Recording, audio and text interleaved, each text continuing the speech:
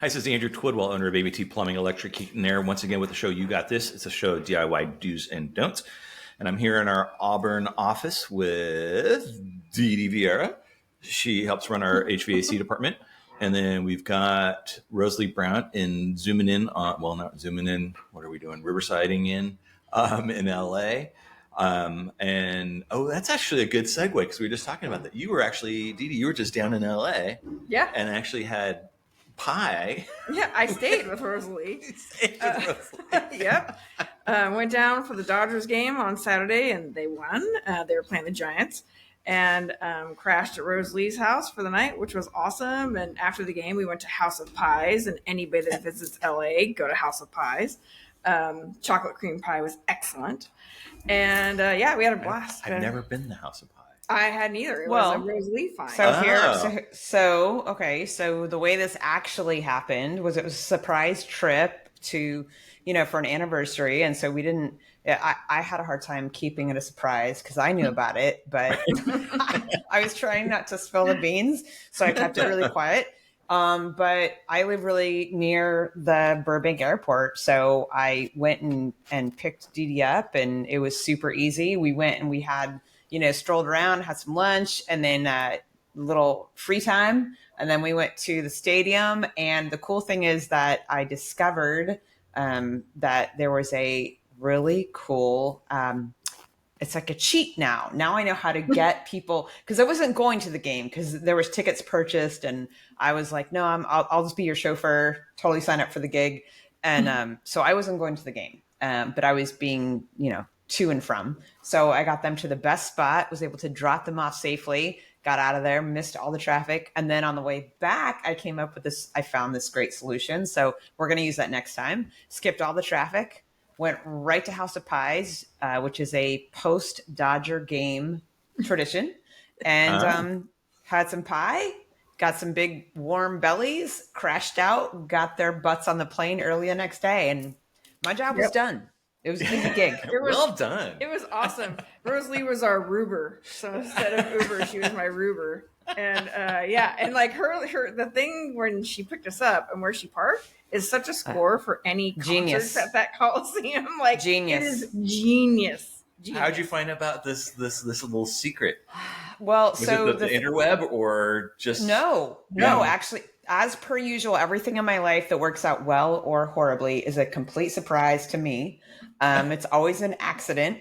Wanted to get them, they were going to walk up into the stadium because you can't really drop anyone off at the Dodgers parking lot. Like it doesn't work that way. Dodger Stadium, there's only Uber and Lyft can get through. Right. But if you get in, you're going all the way through with parking. Right. So I went one entrance to try to drop them off. And I looked, I'm like, oh, that's still a crazy climb before they even get to inside to the parking lot itself. So I was like, let me just go down this way past the old hospital.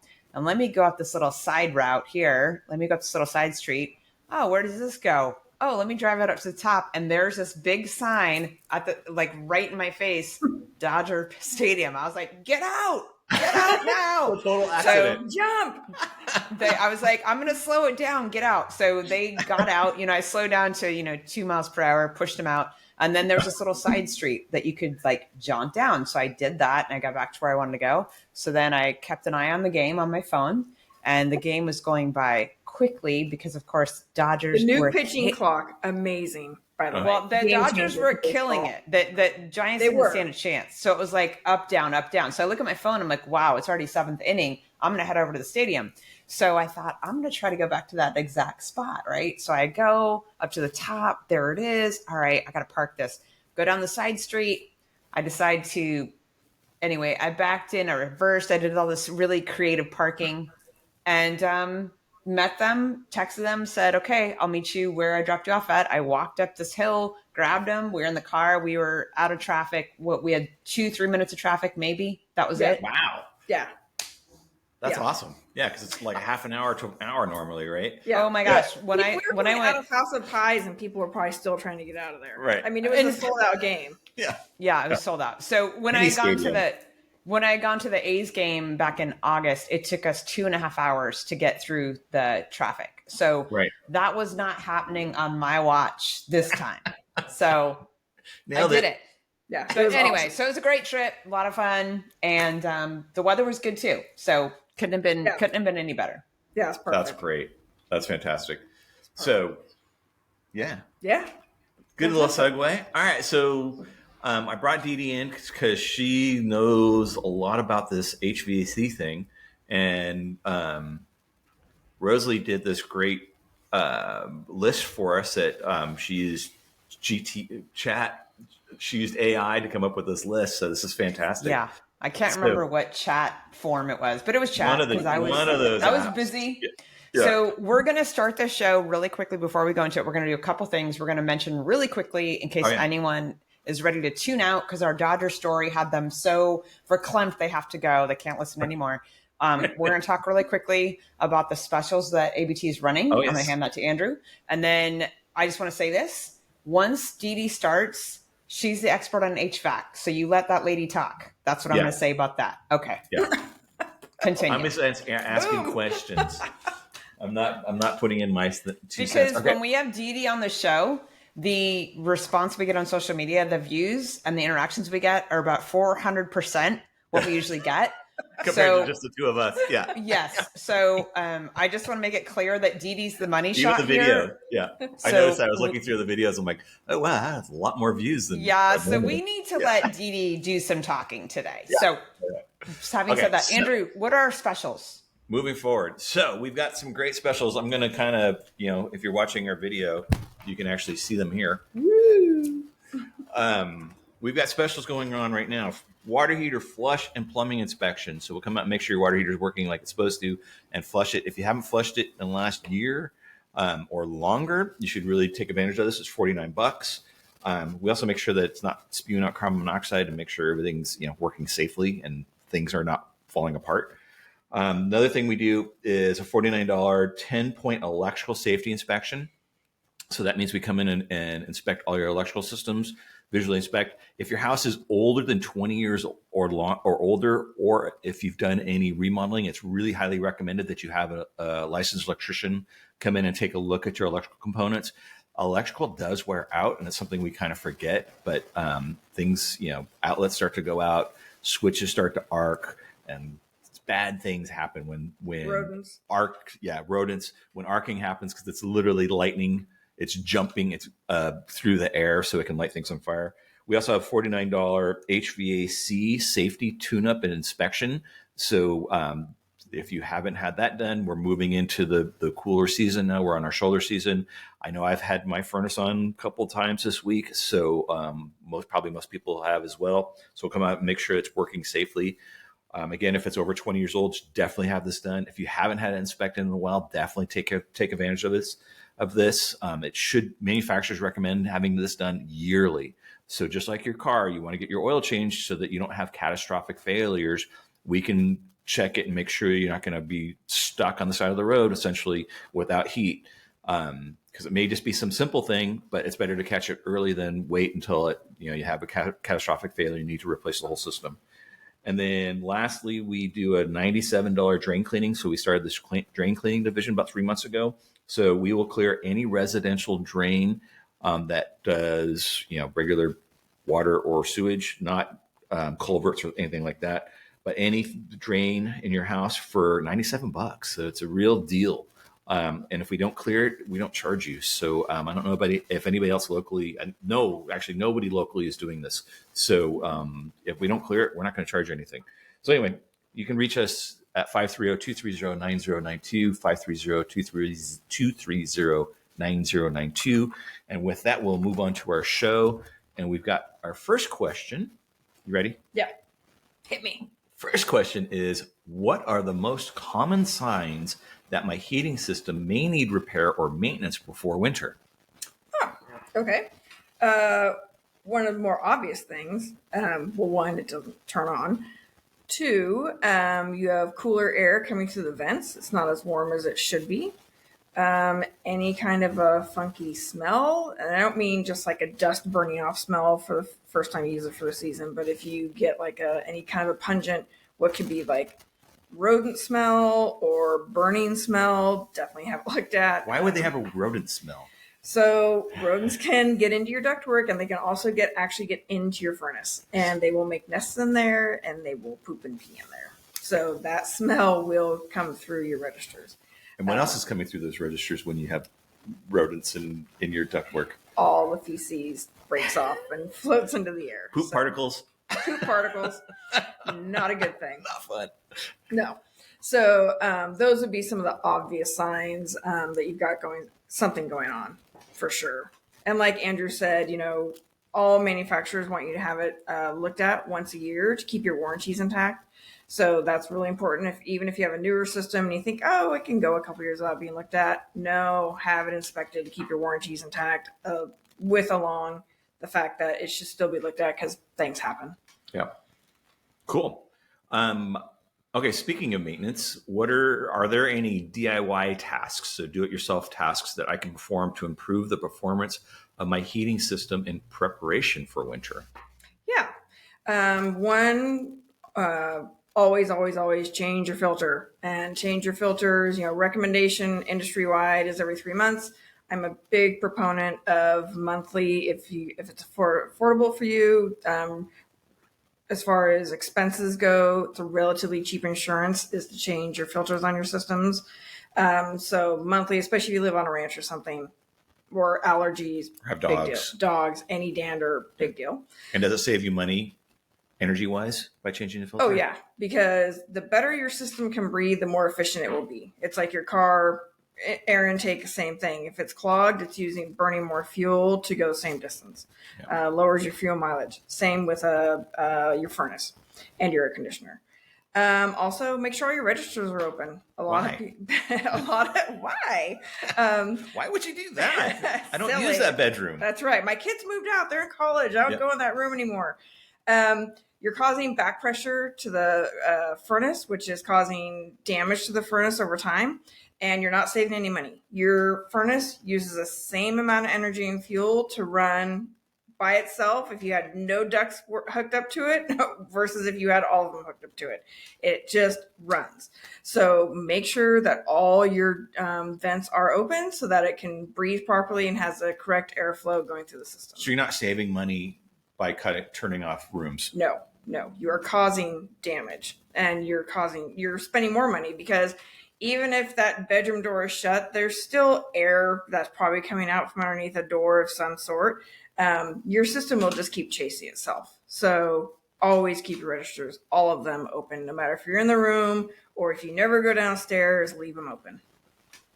Yeah, it's kind of counterintuitive. Yeah. No, my parents did it. I mean, growing up, like I didn't know. Yeah. And my dad would do it all the time. And little did I know that he was still using the same amount of money and causing damage to the system. Right. And the house isn't as comfortable. No. Yeah. No. And then he'd literally duct tape our thermostat so nobody could touch it. True story. Yeah. I had to do that. Oh God, this is awful. I'm gonna tell this story. So we had this client that was in the midst of dementia, and we would get a call about every week that it was too hot or too cold, and she would change the thermostat and she wouldn't remember. Yeah. And I ended up putting a locking mechanism on it. Yep. And I felt so bad, and she was like, that's insulting. And I'm like, I'm sorry, but her daughter was there, and I'm like, I didn't know what else to do because we were getting all these nuisance calls, and there was nothing. She wasn't, she didn't remember she turned it up and turned it down. And then meanwhile, we're getting called out because we did something wrong. And yeah, it was sad, but yeah. We had a customer that, they're older and husband and wife. We put mini splits in. Yeah. And he kept messing up the remotes. Yeah. So then she came over and said, "Can you guys just block some of the buttons off?" So we just took mastic tape and just boop, boop, boop. And these are the buttons you touch. And it was a game changer for them. Yeah. Because he was just like, "Rah!" And it was like going into all these weird modes. And yeah. So I had another one too. Like we were working on this one house. This is years ago. I was working in Mill Valley, and I kept going on the same call. The furnace kept breaking down, and I would go down and I'd fix it. And a couple weeks later, I'd go down and fix it. A couple weeks later, I'd go down and fix it. And finally, one of our technicians went there and just sat there and stared at it for a while. Their father was living in the home, and he'd gone through dementia, but he used to actually be a HVAC technician. Oh, wow. And he watched as the guy walked downstairs, walked right past him, didn't even see him, and opened up the furnace and started messing with things. Oh. And apparently he was doing that every time. And man. no one knew that he was actually going down to the basement and working on his furnace and messing it up. So, yeah. That totally would have been my dad. Oh Yeah. my God, 100%. Yeah. Yeah. Mm-hmm. So if you do have an elderly parent that's living with you and you're having some of these issues, we have had some experience in this, so we can help you out with that. Totally. And tactfully, you know, even though the woman was kind of upset with me when I put the locking mechanism on a thermostat, but I didn't have any other solution. Her daughter and I had no other solution. I'm like, this is the best I can do right now. Then she liked the house at like 85. Oh my gosh, it was so hot in there. It was so hard to work in there. Yep. Okay. Another question. What should I know about setting and programming my thermostat to optimal comfort and energy savings during the cold weather months? Did I say that right? That makes sense? Yeah, I think it makes sense. Okay. So it's kind of, I think we talked about this a little bit too for summertime. So if you set your thermostat so it's down, let's say you put it at 57 degrees and you leave for the weekend and you come back and it's, 50 degrees outside and you're freezing, it's going to take your system longer to get up to temperature. Let's say you want the temperature to be 73. It will take longer and more energy than if you had set that thermostat to be at like 67, 68 and not go below that, because it's having to heat up everything, the walls, the insulation, the flooring, furniture, before that energy is going to come back into the home and be warm air. Yeah. So it's really important that you don't jack it way down if you're going to be gone, unless you're going to be gone for weeks at a time. Then yeah, you can put a little bit lower. But if you're just gone for a weekend or a few days, I highly recommend nothing lower than like 67. Yeah. And that's something that people kind of forget. I am going to interject here because this is something that even it took me a little while to realize. But when we're heating a space, we're doing more than just heating the air. We're actually heating the objects and the walls in the environment. And it can take a really long time to get those objects and walls to temp. And meanwhile, it's struggling. Like you'll hear the furnace come on and off and on, off and on. It'll cycle a bunch of times until that space is actually where all the items in the room are at ambient temperature or at the temperature that you're setting the thermostat for. And what's happening is that those items are actually cooling the room, and that's why it's cycling so often. So that's why you don't want to let the temperature drop too far.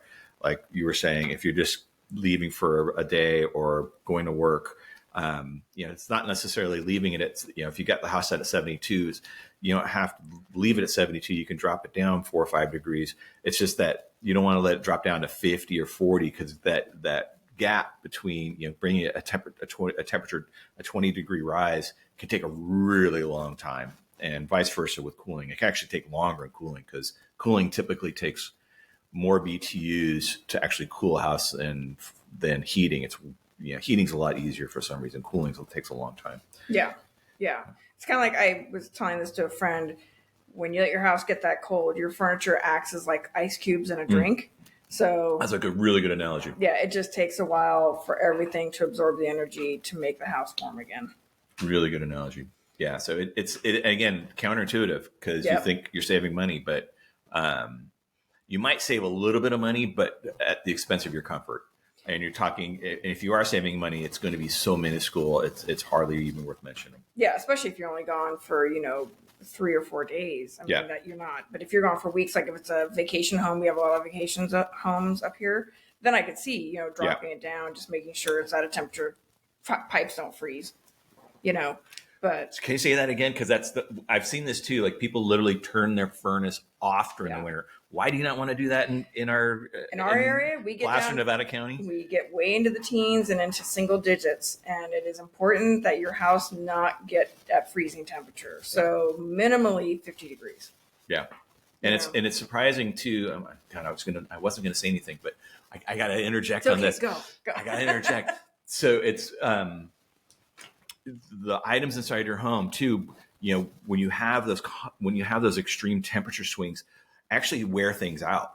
So like your furniture will actually not last as long if you've got these 50, 60 degree temperature changes.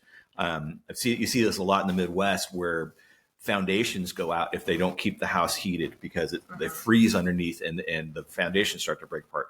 We don't have that extreme, but we do have the things inside of our home actually will wear out quicker if we don't keep it at a relatively comfortable range, and comfortable being like 55 degrees or something. Right. We're not talking about, trying to keep it at 70, but you don't want to let it, the lowest most of the thermostats go is in the 40s. And typically, that's okay, but ideally you want to keep it around 50 degrees inside your house. And on the plumbing side, that's a huge thing because even though you may be heating the inside of your house, you want it warm enough so that it's radiating behind the walls and keeping those pipes at least warmer than freezing. And that's all all we're trying to do is keep it above 32 degrees, right? So if you can keep it at 33, it's not going to freeze. If you even keep it to like 30 or above, it's probably not going to freeze, just because it takes colder temperatures than that to freeze the water inside the pipes. But you want to. It's surprising you want to keep it a little bit warm, and I can't tell you how many times I've been through that up here. I think it's about 3 times where we've had those real extreme cold snaps that come through and just get inundated with pipes freezing. And I've actually even seen toilet bowls frozen, water in the toilet bowl frozen because they didn't leave the heat on and the entire system was frozen. And they're like, can you heat our pipes? I'm like, at this point, all you can do is wait till essentially it gets warm enough so that your pipes thaw, because we can't go behind the walls and heat your pipes. Our house on Banner, so we were gone for a week. It was in the wintertime. Our bedroom got down to 34 degrees, and the tank on the toilet cracked in the middle of the night because we had wood heat, so we didn't even start a fire when we got home. We're just like deal with it in the morning. Right. And in the middle of the night I heard I was like, what is that? Got up and it's full on just shooting at the wall. Had to shut all the water off. It was horrendous. It was and that is common up here. You wouldn't think of it. You may not have any friends that has happened to you before, but in our industry we see it all the time. So definitely don't turn that thermostat off. No. I mean, it'll make your furniture crack. We had plaster crack on our sheetrock in our house from getting too cold. Flooring gets all buckled and weird. Things don't like to get those extreme temperature changes. And I'm an RV guy, and that's the same thing that happens to RVs. If you're not keeping it in a relatively mild climate, you can see some major extreme changes in floor will buckle. Cabinets will fall off the wall, warp, all kinds of stuff happens. So, you just don't want to go there. That's pretty good. That's a show. Yeah, right on. So, we'll go a little bit more over some of these specials that we're offering right now because, this is ABT. This is our show. So once again, we've got the $49 water heater flush. Here, I'll hold it for you. Oh, sweet. $49 water heater flush and safety inspection. If you haven't done that recently, you should really get that taken care of. With that, if you haven't done it, what happens is sediment starts to build up in the water heater and actually it acts as a nice little blanket. So $49, you'll actually save energy. You'll probably save $49 if you haven't flushed in a long time. Just an energy cost because the sediment will form a nice little blanket to insulate the water from the gas heat. So it's kind of weird. $49 10-point electrical safety inspection. If you haven't had if your house is over 20 years old or you've done some remodels, definitely have a licensed electrician come and check it out. And for us, it's only $49. So killer deal. HVAC tune-up and safety inspection. As we're moving into the winter months, we want to check and make sure the heat exchanger is not cracked, so you're not breathing in carbon monoxide. So safety-wise, that was one thing too. Change your batteries in your carbon monoxide detector and make sure you have carbon monoxide detectors outside of each bedroom. And then lastly, a $97 drain cleaning, any residential drain, $49, $79. You can reach us at 530-230-9092, 530-230-9092. Find us on the web at abtplumbing.com. And with that, we'll talk to you guys later. Bye.